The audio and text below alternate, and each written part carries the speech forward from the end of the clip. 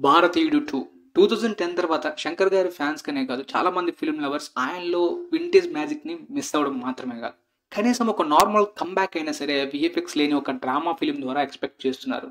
అందులోని ముఖ్యంగా భారతీయుడు వన్ చాలా మందికి నోస్టాలజీగా ఫేవరెట్. దానికి సీక్వెల్ గా సెకండ్ పార్ట్ మాత్రమే కాదు థర్డ్ పార్ట్ కూడా ఉంటుందంటే ఖచ్చితంగా ఏదో ఒక స్టోరీయో మ్యాటరో ఉండకపోతే టూ పార్ట్స్ కి ఇప్పుడు తీరు కదా.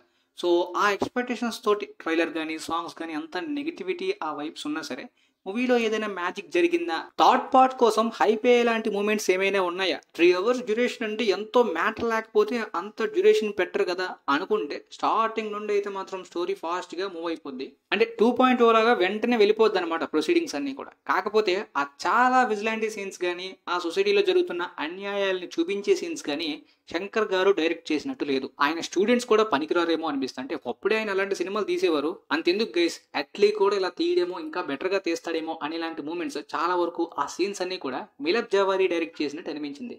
మిలప్ జవారీ అంటే సత్యమేవ జయతే 1 and 2 డైరెక్ట్ చేసిన డైరెక్టర్ అనమాట. ఎగ్జాక్ట్ గా ఆయనే చాలా సీన్స్ డైరెక్ట్ చేసిన వైబ్స్ వచ్చే తప్పించి శంకర్ గారి మార్క్ ని మర్చిపోండి. పార్ట్ 1 లో కొన్ని సీన్స్ ఉంటాయి ఇలాంటివి ఎమోషన్స్ ని పిండేసేలాగా చాలా రియలిస్టిక్ గా ఉంటాయి అనమాట. న్యాచురల్ గా ఫీల్ వస్తుంది. బట్ ఇక్కడ అవన్నీ అలా లేవు. న్యూస్ ఛానల్స్ లో ఏవో ఆర్టిఫిషియల్ గా అలాగా ఒక్కొక్క ఎపిసోడ్ స్కిప్ చేస్తున్నట్టు అనిపిస్తాయి. పార్ట్ 1 లో ఇన్ని కమర్షియల్ హంగులు వాడుకోలేదు. ఇందులో చాలా కమర్షియల్ హంగులు వాడుకున్నారు. మొత్తం యాక్షన్ కానీ ఎలివేషన్స్ కానీ వేరే లెవెల్లో ఇచ్చేస్తున్నారు. అంత న్యాచురల్ గా ఉంటుంది పార్ట్ 1. ఇక్కడ అలాంటి ఫీలింగ్ ఎక్కడ కూడా కనిపించదు అనమాట. సేనపతి క్యారెక్టర్ మనకు అర్థం కావడానికి కొంత టైం పడుతుంది. ఇక్కడ అలాంటి ఆర్క్ ఏమి ఉండదు. పార్ట్ 1 రేంజ్ పొటెన్షియల్ కానీ అలాంటి యూనిక్నెస్ ని ఎక్స్పెక్ట్ చేయడం పక్కన పెట్టేస్తే నార్మల్ గా హీరోయిజం తోటి మొత్తం ఒక ట్రిబ్యూట్ లాగా వెళ్ళిపోద్ది అనమాట.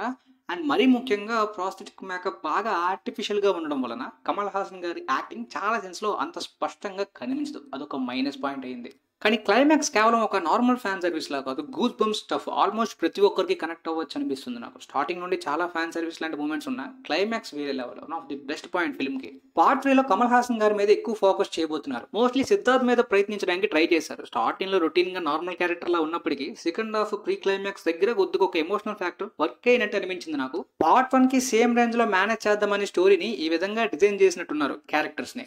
అది కొంతసేపటి వరకు ఎమోషనల్ గా ఓకే గానీ పార్ట్ 1 రేంజ్ ఎవర్ గ్రీన్ ఎప్పుడు చూసినా కూడా అదే రేంజ్ స్ట్రాంగ్ ఎమోషన్స్ ఇస్తాయి అనేది మాత్రం అనిపించదు. అలా ఎమోషనల్ ని కనెక్ట్ చేసే విధానంలోనే స్టోరీ టెల్లింగ్ లోని శంకర్ గారు పూర్తిగా విఫలమైనట్టు కనిపిస్తుంది. ఎందుకంటే స్టోరీలో ఫ్లో చాలా వరకు మిస్ అయినట్టు, రిపిటేటివ్ గా చూపించినట్టు అనిపిస్తుంది. అలాంటి బ్యాడ్ ప్రొసీడింగ్స్ తోటి 3 hours డ్యూరేషన్ అనేది చాలా చాలా మిస్టేక్ అనమాట. స్టోరీ కూడా చాలా వరకు రొటీన్ వైబ్స్ వస్తాయి, కొన్ని పోర్షన్స్ వదిలేస్తే వాటిని సరిగ్గా స్టోరీ టెల్లింగ్ లో చెప్పలేకపోతే ప్రాబ్లం అవుతాయి. హానెస్ట్ గా చెప్పాలంటే మనం ఒక కంబ్యాక్ గురించి ఎక్స్పెక్ట్ చేస్తుంటే ఐ అండ్ 2.0 కన్నా ఇంకాస్త దారుణంగా కనిపిస్తుంది ఆయన టేకింగ్ కానీ స్టోరీ టెల్లింగ్ కానీ. పర్సనలీ నాకు ఐ నచ్చింది. అండ్ 2.0 నా పాయింట్ ఆఫ్ వ్యూలో బ్యాడ్ ఫిల్మ్, స్క్రిప్ట్ కానీ స్టోరీ టెల్లింగ్ కానీ అంతా కూడా.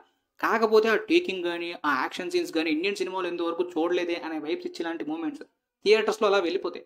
బట్ ఇదేంటంటే చాలా అవుట్డేటెడ్, చాలా దారుణం. బాగా టేకింగ్ క్వాలిటీ అంతా కూడా లోయే.